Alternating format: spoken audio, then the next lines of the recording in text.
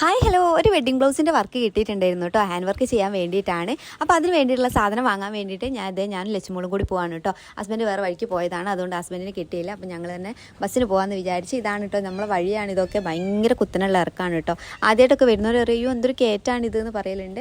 അപ്പോൾ ഇതേ ബസ് വന്നിട്ടുണ്ട്. നമ്മൾ നേരെ SM സ്ട്രീറ്റിലേക്കാണ് കേട്ടോ പോണത്. അവിടുന്ന് നേരെ കോയിൻകോ ബസാറിലേക്ക് പോവുക. അവിടെ ട്രെൻഡി എന്ന് പറഞ്ഞൊരു ഷോപ്പുണ്ട് കേട്ടോ. അവിടെ കയറിയാൽ മതി. അവിടെ എല്ലാ സാധനവും കിട്ടും കേട്ടോ. എല്ലാ സാധനം വെച്ചാൽ ക്ലോത്തും നമ്മളെ ഡ്രസ്സുമായിട്ട് ബന്ധപ്പെട്ട എല്ലാ സാധനങ്ങളും അവിടെ കിട്ടും.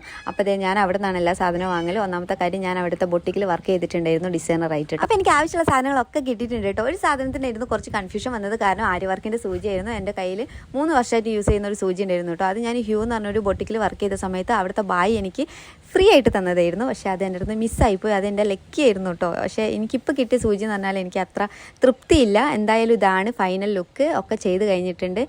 1500 രൂപേൻ്റെ വർക്കാണ് കേട്ടോ ഇത്.